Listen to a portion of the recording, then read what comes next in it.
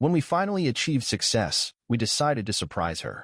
But when we saw her in a Mercedes with a dirty face smeared with white cream, we didn't know what to say.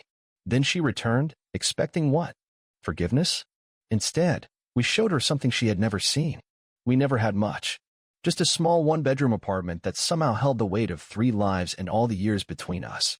The kitchen was barely big enough for 2 people to stand in, and no matter how hard Katerina scrubbed, it always smelled like burnt oil and boiled onions. The living room doubled as Bob's sleeping area. And sometimes, when Katerina was working late and I couldn't sleep, it was my thinking space, too. 14 years in that place. 14 years of hoping next month might be different. My wife worked nights at a club. Not glamorous, not easy. Just tired feet, fake smiles, and loud music she hated. She'd come home just as the sun came up, shoes in hand, eyes dull, sometimes too tired to take off her makeup before crashing on the couch. I worked construction. Drywall, roofing, whatever paid that week. My hands were always cracked, my back constantly aching. Every day I passed those new towers across the highway, glass buildings with balconies and rooftop gardens. Worlds I didn't belong to. Not yet. Maybe not ever.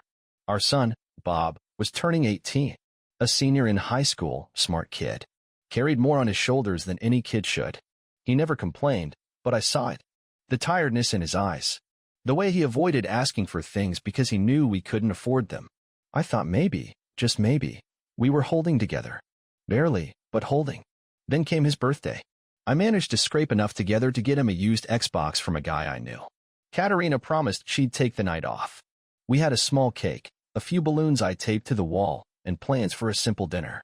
She walked through the door wearing her coat. She had come straight from work, but she hadn't even tried to leave early. Bob was standing by the table, waiting to blow out the candles. The wax was already dripping down the sides. He didn't say a word. I asked the question, though I didn't need to. Did you forget? She dropped her purse and sighed, like she was the one tired of us. No, she said. I didn't forget. Then why? I can't do this anymore, she snapped, cutting me off. I'm tired, Tom. Tired of being poor. Tired of this apartment, this life, these same 4 walls. I want something more. She kept going. I want a life where I don't collapse from exhaustion, where I don't have to count change at the grocery store, where I don't have to fake a smile just to get a tip. I want weekends. I want quiet. I want space. I asked, trying to stay calm, and what do you think this is? This. She looked around the apartment like she'd never really seen it before. This is a dead end. Bob didn't move. Just stood there, looking at her like she'd turned into a stranger. And where are you going to find all that? I asked. I'm going to my parents. Just for a while. I need space and time to think. I nodded, slow. Because in that moment, I realized something. She wasn't asking. The bag she grabbed had been packed. Probably for days. She kissed Bob's cheek. He pulled away. Then she turned to me. Said nothing. Just stood there for a second, then left. The door clicked behind her, and everything went quiet, except for the candles still flickering on that sad little cake. Bob didn't cry. I didn't either. We just sat there, not touching the food, not saying a word. That night, I lay awake in the living room. Bob was in his corner with headphones on, pretending to be somewhere else. And I thought, maybe she was right, maybe we were stuck. But she didn't just leave the struggle, she left us. And I didn't know yet what was coming next, but I sure as hell knew. We wouldn't stay stuck forever. They say money doesn't fix everything. But when you've spent your whole life counting coins just to make it to the next day, sometimes, even the hope of money feels like fresh air in a room that's been suffocating you for years. After Katerina left, the apartment felt emptier. Bob and I tried to keep things going. We didn't talk about her much. Not out loud. But her absence filled every corner. Her toothbrush stayed in the cup for a while. Her coat hung by the door for 3 weeks before I finally took it down. Bob, he handled it better than I expected. He got up on time. He still went to school. He even started working part-time at a gas station on weekends, said he wanted to help with groceries, but I knew he just didn't want to be home too long. I didn't blame him. We didn't have much, but we still had each other. And routine. That damn routine. Wake up, coffee, work and home. Try not to think too hard about anything else. Then came a Tuesday. Just a plain, boring Tuesday. I got home early because it rained out the job site. My boots were soaked, and the back was killing me. I just wanted to eat and sleep. But Bob was already home, standing in the kitchen, holding a piece of paper. He didn't even look up at first. Just stood there, frozen. "You all right?" I asked, hanging my jacket by the door. He nodded slowly, then said, real quiet, "Dad, I think we won." I laughed. Honestly, I did. "Won what?" "A soda from the bottle cap." "No," he said, still staring at that slip of paper. "The lottery." That's when I noticed it. The numbers printed across the page, and beside them, in shaky handwriting, Bob's own ticket. I walked over, took it from him, and for the first time in a long time, I actually read every number. Every single one matched. My legs nearly gave out. "We should double-check," I muttered. We did. Then we checked again. Then I called the number on the back of the ticket. And that's when it hit me. We weren't just lucky, we were free. The payout wasn't one of those ridiculous Powerball jackpots you see on the news. But it was enough, more than enough. A couple million, lump sum. After taxes, still life-changing. I looked at Bob, and for the first time in years, his eyes weren't weighed down by exhaustion or stress or shame.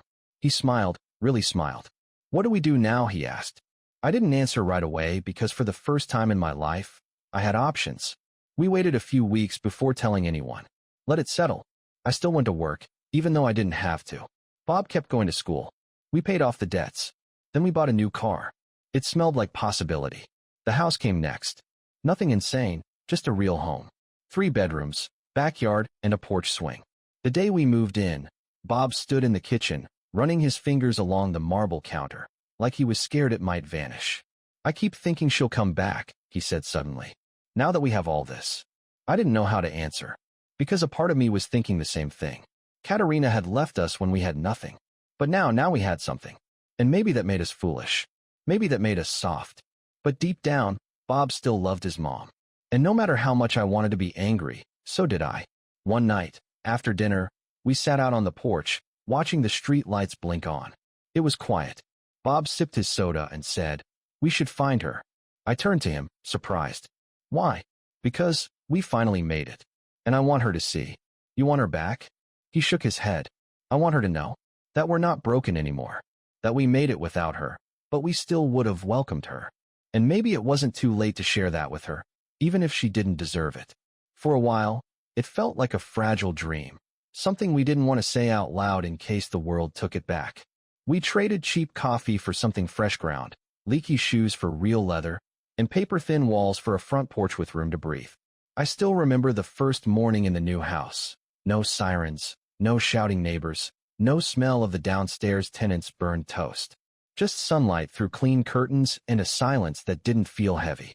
Bob stood in the hallway, barefoot, looking down at the hardwood floor like it might vanish under his feet. I just patted his shoulder and said, "It's real, son." A few weeks went by before we said it out loud. The idea that had been sitting quietly between us since the day we moved. "We should find her." It was Bob who said it. "She deserves to know we made it," he added. I didn't respond right away, not because I disagreed, but because part of me still felt stuck in that old apartment. In that birthday night, she walked away. I wanted to think I'd let it go. But the truth was, I hadn't. Not really. She had left, not just the life, but us. And some wounds don't close just because the pain gets quieter. Still, he was right. We owed it to ourselves, not to bring her back, but to close the chapter properly. To look her in the eye, not from the same broken place she left, but from solid ground. So one Saturday morning, we drove out to the edge of town where her parents still lived. Same old house, same dull beige paint, and overgrown lawn. I hadn't been there in years. Her father answered the door. He looked surprised to see us. "Tom," he asked. "Bob." I nodded. "Is Katerina here?" He frowned. "No, she hasn't been here for a while." "How long?"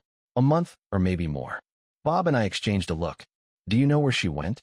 He sighed, looked over his shoulder like he was afraid someone might overhear, then stepped outside and pulled the door nearly closed behind him. "I've heard from a neighbor she's been spending a lot of time over near Clover Street. You know, the older neighborhood by the freeway." We just nodded slowly and said, "Thanks." We didn't stay long. Her mother never even came to the door. Maybe she knew we were there. Maybe she didn't care. I didn't blame them. It wasn't their job to make her come back. That choice had always been hers. As we pulled away, Bob turned to me, voice low. "If she sees us now, if she sees what we've become, maybe she'll finally understand what she gave up." I didn't answer. I was staring at the road, my hands tight on the wheel. It was about seeing her face when she realized we didn't collapse after she left. We rose. And we did it without her. Clover Street wasn't a place people usually bragged about. The kind of neighborhood where paint peeled from fences no one had time to fix, where the corner stores sold more lottery tickets and instant noodles than anything else, and where you could feel the weight of too many unfinished lives pressing down on every crooked sidewalk. We drove through slow, windows down, watching without being obvious. Bob was quiet beside me, his eyes scanning every figure on the sidewalk. We didn't know what we were expecting. Maybe she'd be working somewhere nearby, or maybe just walking down the street with a bag of groceries. But then, as we stopped at a red light across from a strip of faded apartments, I saw her. She was standing outside one of the buildings, leaning against the wall in a jacket that looked a size too small. Her hair was longer than I remembered. She looked older. Somehow, not just in the lines on her face, but in the way she stood, like someone who had gotten used to waiting for things that never came. And then, just as I was about to point her out to Bob, a car pulled up, a Mercedes. Sleek, black, too clean for the street it was parked on. The passenger window rolled down, and a man leaned over, maybe late 40s, well-dressed, confident in that smug way you can only get when you've never had to claw your way up from nothing. She smiled at him, then got in. And just like that, the door closed and they pulled away. Bob exhaled sharply through his nose. We followed, not too close. I didn't want to scare her off, or worse, make a scene. I just wanted to see where she went, what her life looked like now. The car turned into a small parking lot behind another set of apartments, nicer than the ones we'd seen before, but still modest. They parked. She got out first, laughing at something the man had said. It hit me hard. Not because she was happy, but because it was the first time I'd seen her smile in years. Bob looked at me. Should we call out to her? I shook my head. Let's just see. We waited, watching from the car as they disappeared up the staircase. Then we circled the block, pulled into a nearby lot, and sat there, thinking. Neither of us said much. The moment was too strange, like watching someone else's life through a glass window. About an hour later, we saw her again.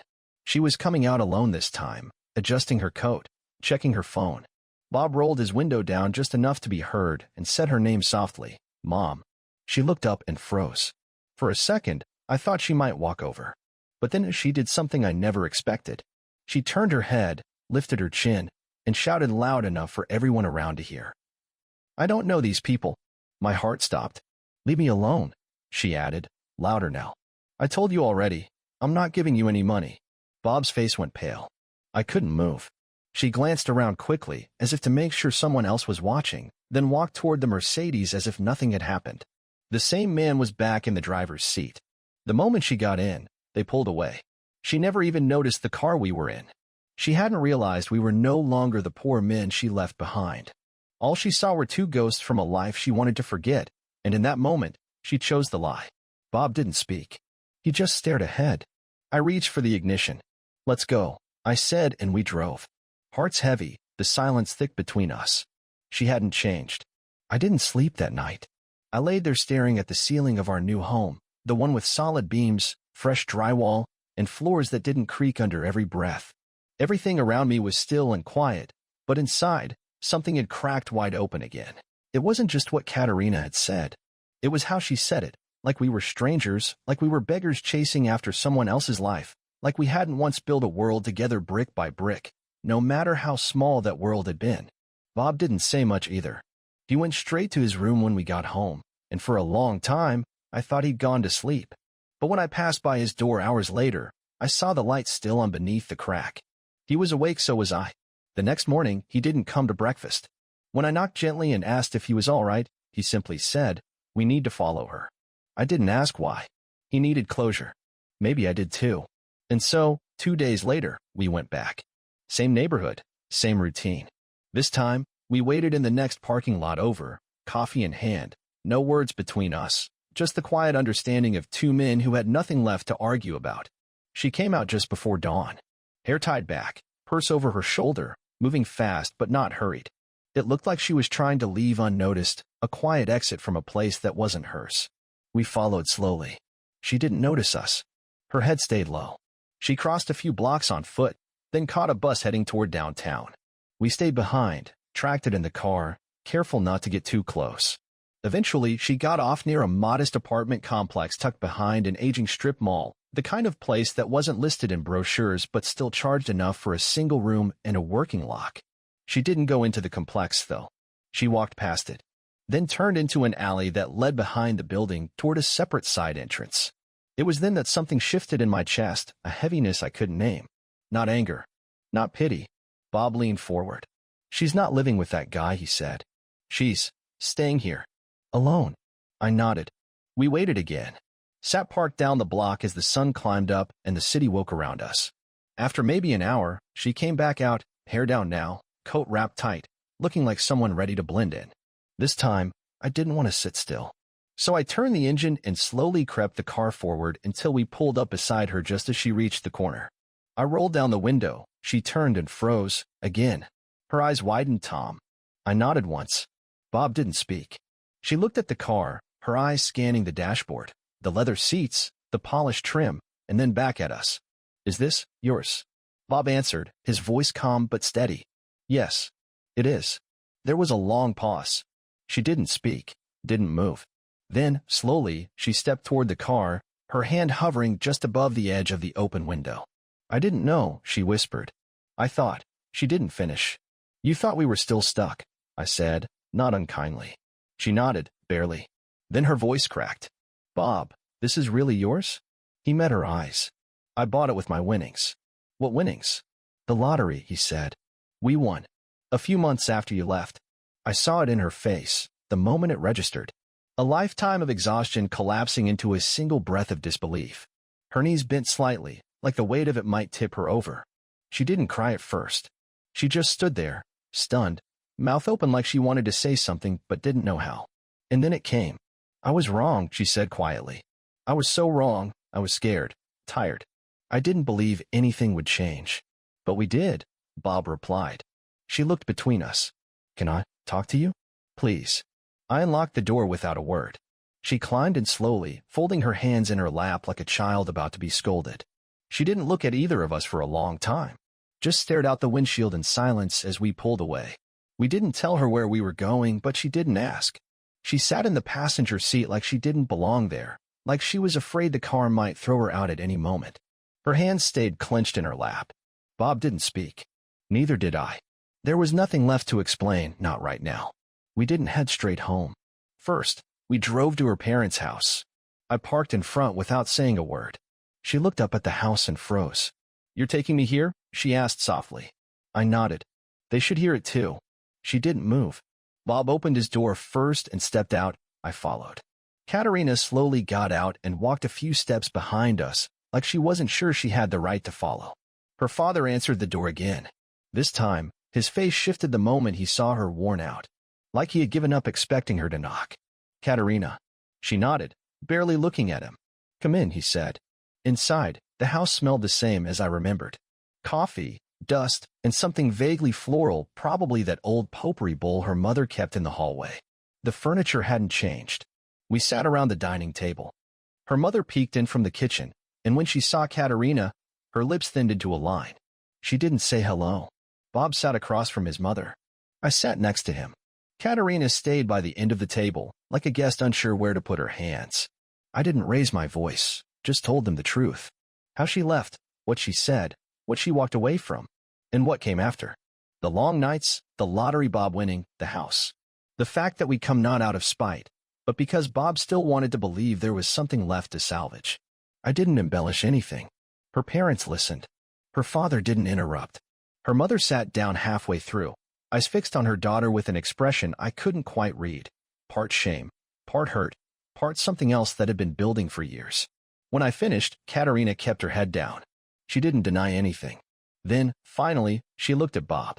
"I made a mistake," she said quietly. "I thought I was doing what I had to, but I see now I just ran." "You didn't just run," he replied.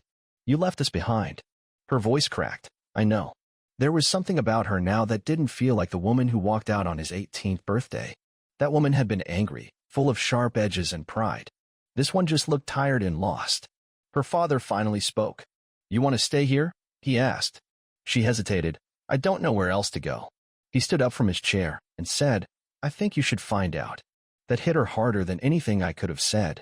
Just said it plain, like the truth had finally reached the surface and wouldn't be pushed back down. She looked at her mother for support, but none came. And when she realized she was truly alone, really alone, her shoulders dropped. "Please," she whispered, not even sure to whom. "Just let me come home. I'll be better. I'll fix it." Bob looked at her for a long time. Then he stood up, walked around the table, and held open the front door. She stared at him in confusion, but his voice was calm when he said, "We already have a home. You left it." The door closed behind us with a soft click, but it felt like the sound echoed all the way through the years we'd spent chasing after what was already gone. We didn't look back. Not at the porch, not at her standing there in silence, and not at the small, crumbling house we had once visited for birthdays and awkward family dinners. That chapter was over, and we didn't need to reread it anymore. The ride home was quiet, but it wasn't heavy like before. Bob leaned his head against the window, watching the blur of traffic and trees pass by as we left that part of town behind. I focused on the road, hands steady on the wheel, and for the first time in a long time, I wasn't replaying old arguments in my head or wondering how things could have gone differently. When we pulled into the driveway, the lights on the front porch clicked on automatically. The house looked warm from the outside, soft golden light in the windows, a breeze moving through the trees in the yard, the sound of the wind chimes we'd hung up last week. Home. Real, quiet, honest. We stepped inside. Bob went to the kitchen to heat something up, and I wandered into the living room, sitting down slowly on the couch. The good one, the one we picked out together. I leaned back and let the silence wrap around me like a blanket. After a while, he joined me. "She's not coming back, is she?" he asked. I shook my head. "No, and even if she did, it wouldn't be the same." He nodded, slowly, then said, almost to himself, "I'm not angry anymore." Me neither. We had everything we needed, each other and a new life. The freedom to move forward without dragging the past behind us like a chain. Later that night, I stepped out onto the porch alone. The stars were out, clear sky and cool air. I thought about everything we'd been through. The nights we went to bed hungry. The birthdays we barely scraped together. The broken promises. And the long walk back from all of it. And yet, here we were. Some losses come dressed as heartbreak. Others come dressed as freedom. And sometimes, losing something is exactly what you needed to finally live again. Thank you for listening. If this story reached you, even just a little, I'm glad you stayed till the end. Sometimes, the people we love the most are the ones who leave us with the deepest scars.